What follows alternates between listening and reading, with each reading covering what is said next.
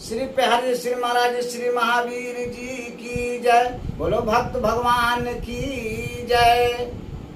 आज माता बहन के लिए बहुत सुंदर कहानी आज कह रहे हैं, जिससे बहुत बड़ा प्रेरणा मिलेगा और समाज में बहुत बड़ा सुधार होगा।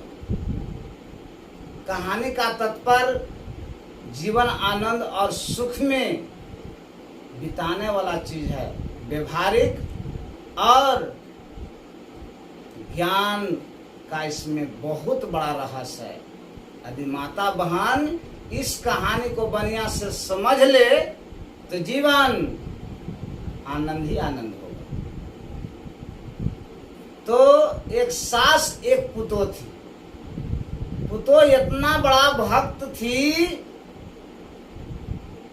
कि अंतर आत्मा में भक्ति करती थी और प्रेम और श्रद्धा रूपी भक्ति करती थी कि प्रातः जब उठती थी तब अपनी सास ससुर के जो रूम है वो द्वारिये पर 5 तुरी सुबह शाम गोड़ लगती थी। पति को भी सुबह शाम गोड़ लगती थी गुप्त रूप में। आज तक न सास न ससुर न पति बहू के जाना। पूजा पाठ तो बेचारी करती थी नहीं, क्योंकि अंतर आत्मा में पूजा करती थी। और एक अपने जुड़ा में तुलसी जी का लकड़ी पर ओम पति परमेश्वर देव नमः कह के अपने जुड़ा में बांध के रखती थी। मगर बहू मांस नहीं खाती थी और न किसी जीव को वध करती थी। मगर सास इतना मांसाहारी थी, ससुर इतना मांसाहारी था कि सब घर में उसमें मांस से खाने वाला था ही, मगर बहू बेचारी नहीं खाती थी। सोचा कि आज नहीं तो कल इस घर को स्वर्ग जरूर बनाएंगे। एक दिन सावन के महीना आया। हर गांव में देवी जी की पूजाई होता है। तो पहले के जमाना में बलि पड़ता था। अब जैसे जैसे लोग पढ़ा लिखा तो बलि प्रथा अब धीरे धीरे बंद हो रहा है। पंडित जी भी बंद कर रहे हैं। तो सावन के पूजाई था। एक दिन सास ने कहा कि बेटी कल सावन के पूजाई हो, लड़ुआ कसार बना लिया, देवी जी के पूजे चले लगी हो। बेचारी अपने सास को कहे कि माए जाके बाजार से सर सामान घी वगैरह ले आइएगा, तब ना गड़ी छुहेड़ा फल फूल। सास बेचारी सर सामान बाजार से ले आई। बहु प्रेम से लड़ुआ, जिसको कसार कहते हैं, आ ठेकुआ टिकरी कहते हैं, ये सब बेचारी बना के एक प्रात में सजा के रख दी। अब पूजा के समय जब हो गया करने के लिए, तब सास और पुतोह दोनों बेचारी चल दिया देवी की पूजा करने के लिए। तो जहां तहां देवी के मंडप के आगे शेर का फोटो बना हुआ रहता था। मगर बेचारे ने, बहू ने एगो गुप्त रूप से वो काम की थी जो सास नहीं वो जानते थे। हर गांव में गोरैया बाबा रहते हैं। तो पहले के जमाना में गोरैया बाबा के दारू के ठेपी बोतल चढ़ता था, ठेपिया बोतलवा वहीं गिरा के छोड़ देते थे। वो बहू ने बेचारी प्रेम से ठेपी दारू वाला बेचारी उठाई आ खोइछा में रख ली। रखला के बाद अपना देवी के मंडप के पूजा करने के लिए चल दी दोनों को। तो बाग आगे आगे सास और पीछे से बहू। जो बाग के फोटो जो बहू देखी न से खनहने ऐसे बिगा गई बेचारी। उसका लगा कि सच्चों के बाग है। वो सब लड़ुआ का साथ छिटा गया। कहा कि मैया गे मैया, बप्पा रे बप्पा, हमरा बगवा खेले हो गए, मैया गे मैया, खनहने से बिगा गया बेचारी। सास ने 50 गारे दिया, हाय गे भैया चिमौनी मंगिया जरौनी। ई पत्थर के बाघ से डर गई तो कैसे देवी जी के पूजा करबे। तो पत्थर के मैया हम कहे कि सच्चे के मैया हम तो प्राणे निकल जाते हैं। फिर लड़ुआ का साथ फिर परात में बेचारे उठा के रखलक, देवी मंडप के अंदर गलक। बेचारे पंडित जी जो कर्म कांड करवा रहे थे पूजा पाठ, सब पर लड़ुआ का सार रखाया देवी के मंडप पर। पंडित जी कहता कि जजमान अरे माना तो देवता न माना तो पत्थर। बहू ने बेचारी अपना खोइछा से निकाली आ दारू के ठेपी सब पिंड पर चढ़ाना शुरू कर दिया। पंडित जी कहता कि जजमान पुतो पागल का हो। पुतो ने कहला कि सरकार हम पागल नहीं, रावा पागल है। अपने कैसे कहली कि माना तो देवता न माना तो पत्थर, त मानी तो पैसा न माने तो गोरैया बाबा के दारू के ठेपी जी है। कहला के ठेपी के हम कैसे पैसा मान लू। तो कहता कि तोर देवी जी पत्थर के हम कैसे देवता मान लू।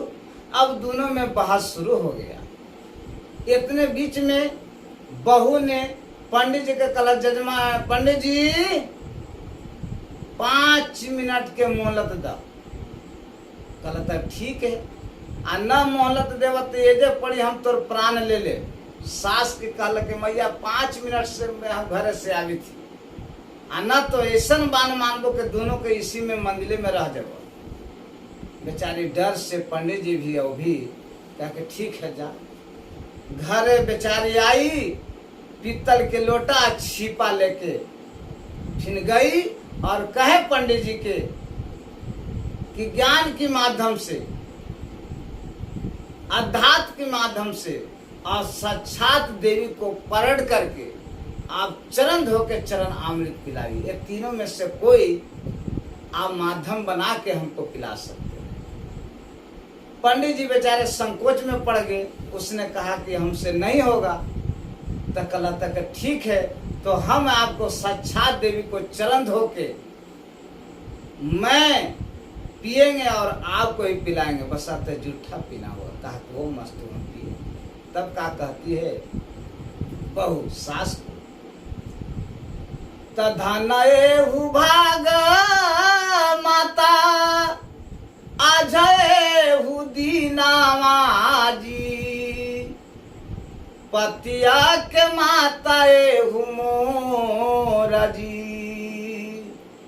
बड़िएहु दीना से ललसाए लागलेहु, आजएहु चरणेहु धोमा जी, रखहु ये प्रात माता रखहु चरनिया जी, आजाए चरण पखारम जी, चरण पखारी माता चरने हुआ मरित जी, आजायली हवई बनाई जी। चरण अमृत बना लिया बहू ने और चरण अमृत पी लिया।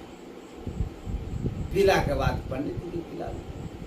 कहा कि देखिए पंडित जी आपको देवी जी नहीं खाते हैं, मेरे देवी जी खाते हैं।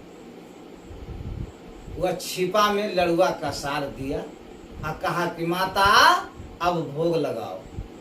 जब खाने लगी तो कहा कि न मैया ऐसे नहीं जैसे तुम मांस खाती थी, क्योंकि अभी जो माँ है तुम जो है दानो माता है, देव माता नहीं, इसलिए खाओ। नहीं खा रहे थे बरियरी खिलाना शुरू। तब क्या करती है कि जैसे ये खा लू मैया खसिया के मीठावा जी, वैसे ही ये भोगे लगाहू जी, आज से ये बनहू माता देवहू माता जी, दानो ए हारहू त्यागहू जी। कहा कि हे माँ, जिस तरह आपने मांस मछली खाते थे उसी तरह आज भी आप लड़ुआ का सार खा रहे हैं। मैं लड़ुआ का सार स्वादिष्ट उससे बहुत ज्यादा है, इसलिए कि प्रकृति रूपी अन्न से बना गया है। इसको प्रसाद कहते हैं और ये देव प्रसाद है। मगर आपने जो घर में जो मांस मछली खाते थे वह दानो आहार था, इसलिए आज दानो आहार को त्याग दीजिए और देव भोजन कीजिए। पंडित जी जो बेचारे थे बहू के गोड़ धर लिया कि जजमान हमरा माफ कर दो। कहला कि न सरकार हम माफ कर न सकही, इसलिए माफ न कर सकही कि हमरा पति के न जाने कितना बार आपने बाल अवस्था में रोवाए होंगे। जैसे सासू माँ किसी तरह के प्रसाद पूजा पाठ के बनाते होंगे तो लड़कन रिग आता है, मैया देख खाला, मैया देख खाला। अब मैया ने कहा कहता है बेटा रुक, बेटा रुक, तरी बाबा जी के भोग लगा ले दे पंडित जी के, तब बेटा पई है। तो बाल भगवान के भोग लगली है मगर जमान भगवान के कभी भोग न लगली है। मेरे शास्त्र और ग्रंथ में उसी पर कहता है कि धन एहु भाग बहु आजयहु मोरा जी, बसलाय रहे ज्ञान जी। आजाए ज्ञान देके सुंदर बनावालो जी, आज से यदि हवै त्याग जी। बहू ने कहा कि बेटी धन है, आज जो आपने हमें शिक्षा दिए हैं वो मैं धन हो गया, इसलिए आज से हम मांस मछली छोड़ के आज से देव भोजन करेंगे, देवी भोजन करेंगे, इसलिए धन है बहू मेरी बेटी। पंडित जी उसका बात कहते हैं जजमान माफ कर दीजिए, कि माफ नहीं करेंगे इस चलते कि हमेशा हमारे यहाँ आप भोग लगाए हैं, तो जितना दिन आपने खाए हैं उतने दिन हमको भी सास ससुर के भोग लगवाइए अपना किया, तब आपको क्षमा होगा। बेचारे पकिए खाएंगे, कच्ची ना खाएंगे जजमान, इसलिए कि आप जो है हम आपके यहाँ के पक्कल भोजन नहीं पाएंगे। कचिया, कचिया में दाल भात साग सब्जी भुंजिया होता है वो नहीं खाएंगे, जब खाएंगे तो छनेव खाएंगे और दही या चीनी लिपटेंगे। सोच के देखिए कैसा विचार है मानव का। इसलिए आहार आहार होता है जो प्रकृति ने दिया है, आहार शायद कोई नहीं देगा। हम आप प्रकृति के गोद में बैठ के मेहनत करके अन्न उपजाते हैं और अन्न देवता को हम लोग अपमान करते हैं। पकिया पकिया जो है उच्च होता है और कचिया नीच होता है। सोच के देखा जाए मेरे भाई, आहार आहार होता है, परमात्मा का दिया हुआ, प्रकृति का दिया हुआ आहार में कभी अवहेलना नहीं होना चाहिए। इसलिए इस कहानी के माध्यम से अपने आप प्रेरणा लें और अपने दिमाग को खोल के समाज के बीच में इस कहानी को शेयर करें। यदि मेरा वीडियो अच्छा लगता हो तो सब्सक्राइब करें और लाइक करें, जिससे लोग का जीवन आनंद और सुख में हो जाए। बोल दे वृंदावन बिहारी लाल की जय, बोल दे राजा रामचंद्र की जय।